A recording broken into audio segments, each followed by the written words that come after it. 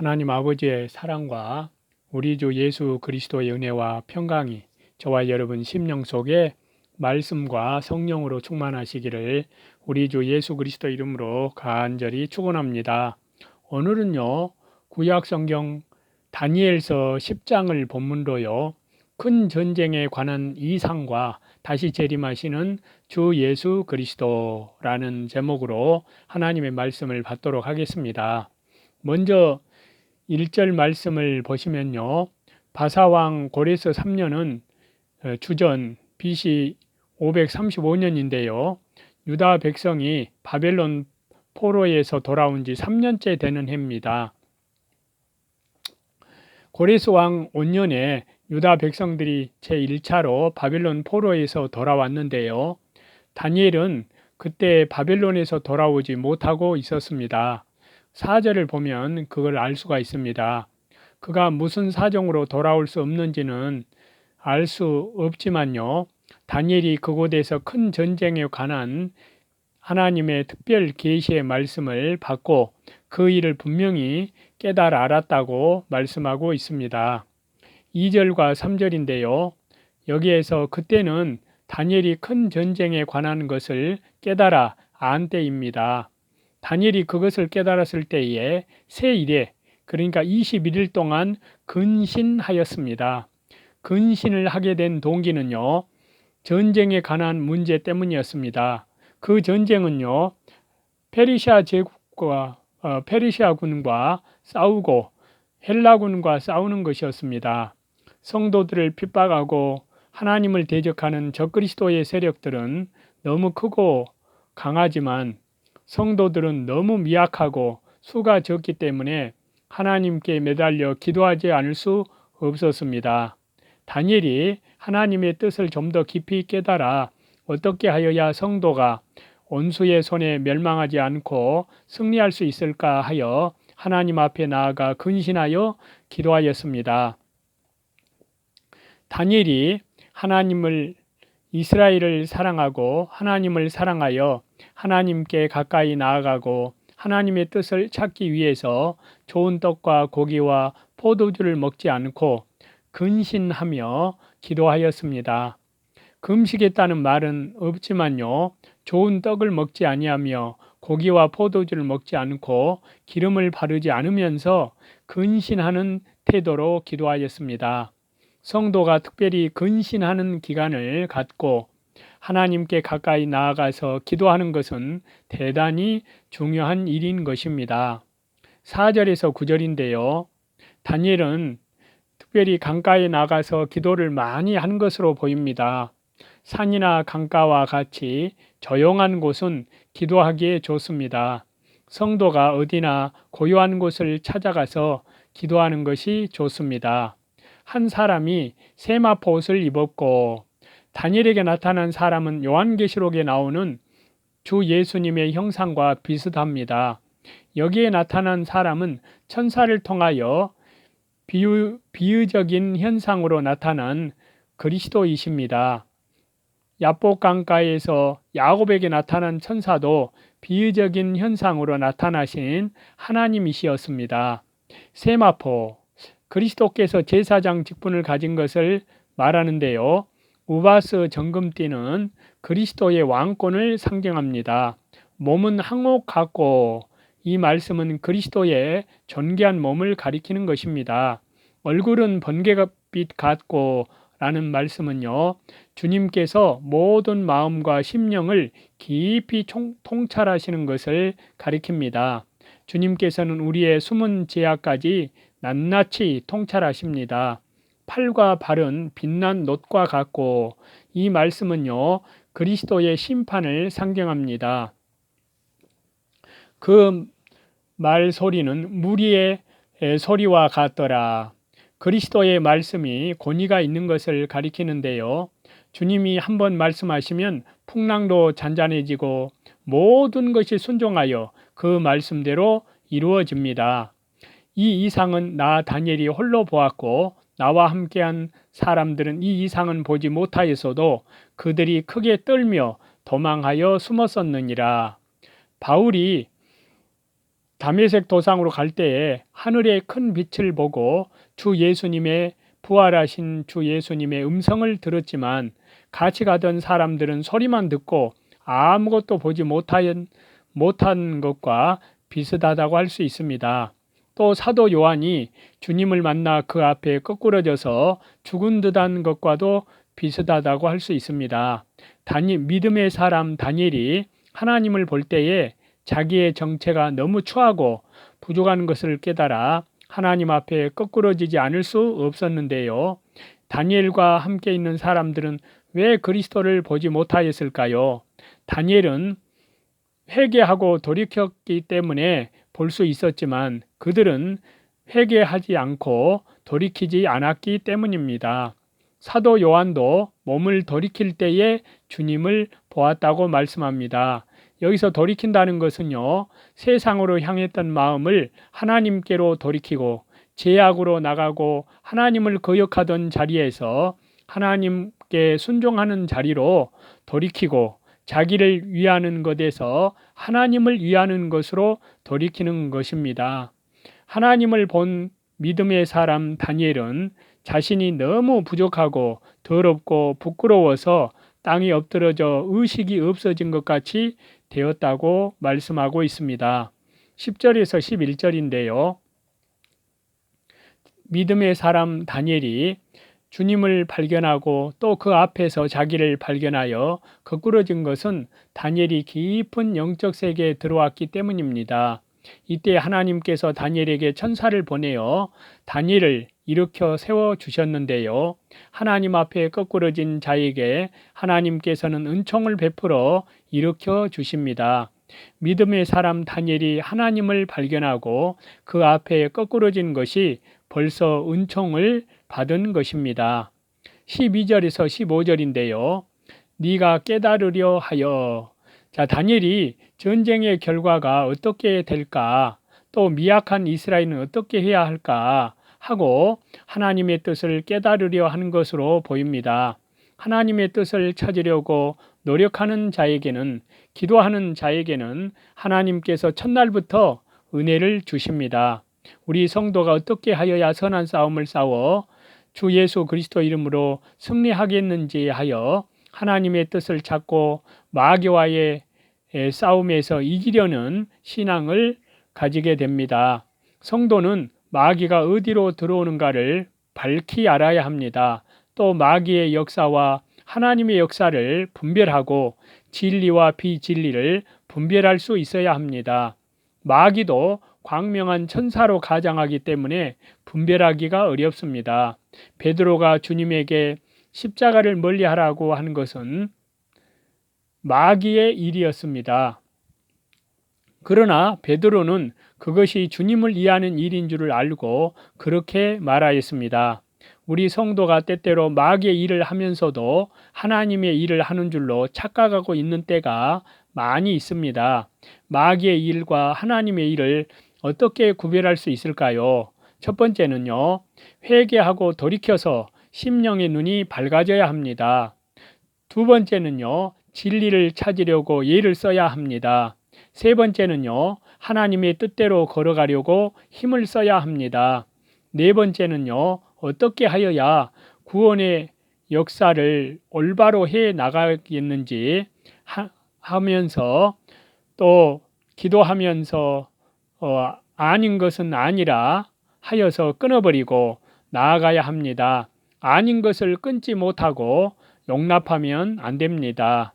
이세벨을 용납한 두아드라 교회는 예수님께서 심판하시겠다고 말씀하셨습니다.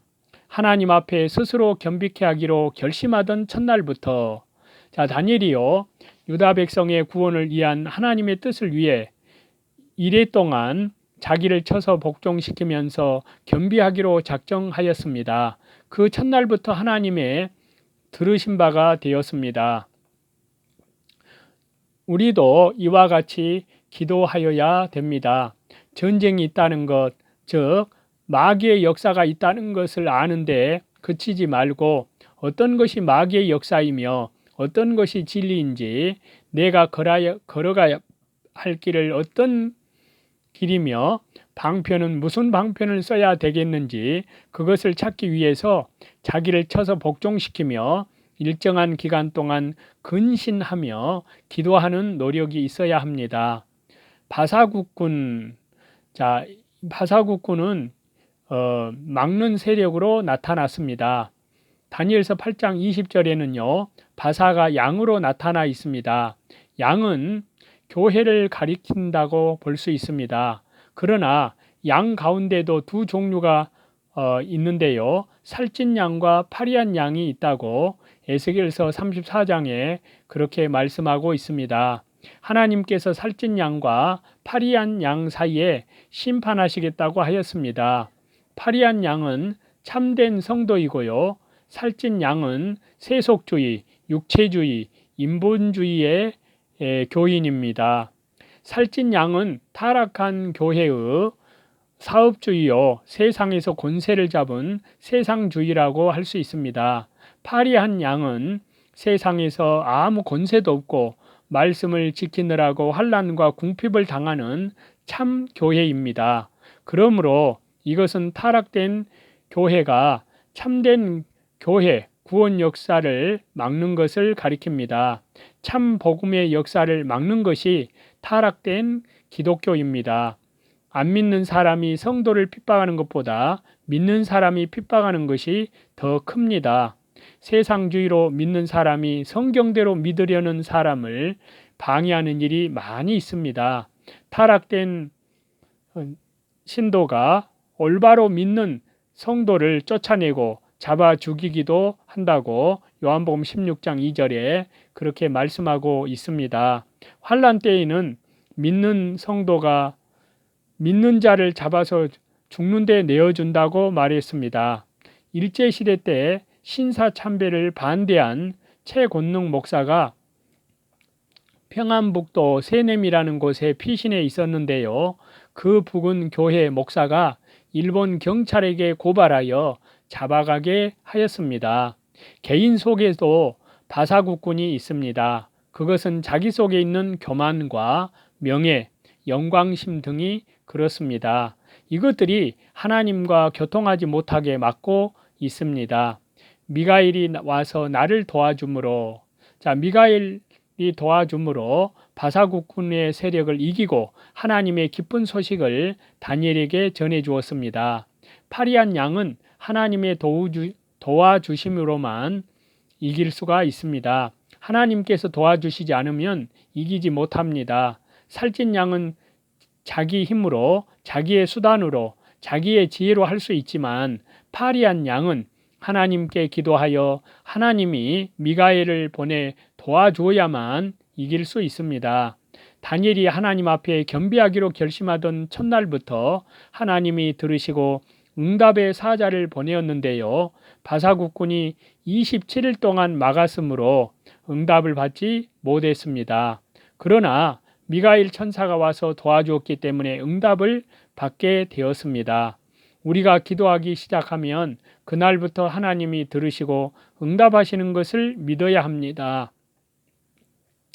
응답이 늦어지면 그 막힌 것이 열릴 때까지 기도하여야 합니다. 이런 사람에게 하나님께서 천사를 보내어 길을 열어주십니다. 그래서 다니엘서에서 미가엘이 도와주는 것이 3번 나오는데요. 미가엘은 성도를 위하여 싸워주는 천사장입니다. 하나님의 은혜를 받으려고 예를 쓰면서 자기를 쳐서 복종시켜 겸비한 자세로 기도하며 기다리면 하나님께서 은혜를 주십니다. 벙벙하였더니, 이 말은요, 얼떨떨한 상태를 말하는데요. 다니엘이 주의 사자를 통해서 계시를 받았기 때문에 기쁨과 감격이 넘쳤고 한편으로는 두렵고 놀라 얼굴을 땅으로 향하고 어쩔 줄을 모르게 되었다는 말씀입니다. 16절에서 17절인데요. 여기서 인자는 그리스도를 가리킵니다. 다니엘서에 나오는 인자는 그리스도를 가리키지만 에스겔서에서 나오는 인자는 단순한 사람을 가리킵니다. 입술을 만진지라, 입에 힘과 생기를 주고 능력을 주었다는 뜻인데요. 또한 그리스도께서 오셔서 사제와 생명의 연결을 주시는 뜻도 있는 것으로 보입니다. 이 이상을 인하여 근심이 내게 더함으로. 자, 다니엘이 주님 앞에서 자기의 모습을 볼 때에 너무나 부족한 것을 깨닫고요, 근심하였습니다. 다니엘은 자신이 감히 주님과 더불어 말씀할 수 없다고 하였습니다. 18절에서 21절인데요. 천사가 다니엘을 만져주고 강건케 해 주었습니다. 평안하라, 강건하라. 하나님 앞에 겸손히 엎드러지는 자는 하나님께서 붙들어 주시고 강건케 하여 주시고 크게 은총을 입혀 주십니다. 나로 힘이 나게 하셨사오니 말씀하옵소서. 자, 자기에게 은혜를 입혀 주어 힘이 나게 하셨사오니 이제 말씀하여 주시면 사명을 다하겠다는 뜻입니다. 그런데 미가엘은 돌아가서 바사군과 싸우겠다고 하였습니다. 바사국 왕이 21일 동안 막았을 때 다니엘을 도와준 미가엘이 또다시 바사군과 싸우겠다고 하였습니다. 바사군과의 싸움이 완전히 끝나지 않았기 때문에 계속하여 싸우지 않으면 안 됩니다. 온수가 자기 집안에 있다고 하였는데요. 신신학은 참 복음의 역사를 교리적으로 대적하고 신비주의는 사이비한 영적 운동을 하면서 참 복음의 역사를 방해하는 것입니다. 신비주의는요, 영의 역사와 비슷하지만 주관적인 감정의 역사입니다. 영의 역사가 아닌 감정의 역사는요, 일시적으로 잘 되는 것 같지만 참 복음의 역사를 방해하는 것입니다. 보수 진영 안에도요, 마귀가 가짜를 많이 갖다 넣었기 때문에 살찐 양이 많이 있습니다. 이것을 구별하는 법은요, 세상주의 인간이 아닌가, 영의 운동인가, 육의 역사인가를 구별하면 알 수가 있습니다. 보수 안에서도요, 바사군의 세력이 많습니다. 중세기에도요, 천주교 세력이 참 교회 세력, 종교 개혁자들을 얼마나 많이 핍박하였습니까? 그들이 교회의 참 복음의 역사는 미가엘이 하나님의 능력으로 도와주지 않으면 승리할 수가 없습니다. 하나님은 참 복음의 역사를 위해서 미가엘을 보내어 바사군의 세력을 깨뜨려 버리십니다. 바사군의 세력은 강한 것 같지만 깨져나가고 파리한 양은 마른 땅에서 난 싹과 같이 연약한 것 같지만요, 하나님께서 도와주심으로 주 예수 그리스도의 이름으로 승리하게 된다는 말씀입니다. 교회가 성령의 말씀에 진리에 굳게 서고 또 하나님 말씀에 올바로 복종하면 하나님께서 반드시 도와주십니다. 내가 나간 후에는 헬라군이 이룰 것이라. 자, 헬라군도 참 교회를 대적하는 세력입니다. 헬라군은 수염소인데요, 다니엘서 8장에 보면은요, 바로 적그리스도의 세력입니다. 이것이 교회를 대적하기 때문에 미가엘이 또 와서 싸워줍니다. 진리의 글에 기록된 것이, 자, 하나님께서 성경대로 싸워주고 성경대로 결과를 이루어 놓는다는 뜻인데요, 성경대로 말씀대로 성도를 구원하고 말씀대로 세상을 심판하고 성경 말씀대로 구원을 이루어 나가십니다. 진리와 성령으로 사는 성도를 성경대로 주 예수 그리스도 이름으로 승리하게 하시고 창성해 나가도록 하나님이 도와주십니다. 자, 그러므로 저와 여러분 이 본문을 통해서 보는 바와 같이 참된 생명의 복음을 증거함에 있어 어떠한 핍박을 받더라도 주님의 지상 명령에 오직 믿음으로 순종함으로 주 예수 그리스도의 십자가의 보혈, 영원한 속량함을 힘입어서 날마다 자기를 부인하고 날마다 자기 십자가를 지고 날마다 핵에 합당한 삶으로 열매 맺는 그리스도의 순결한 믿음의 정절을 지키는 강하고 담대한 믿음으로 주 예수 그리스도의 재림을 향하여 나아가는 저와 여러분이 다 되시기를 다시 재림하시는 우리 주 예수 그리스도 이름으로 간절히 축원합니다.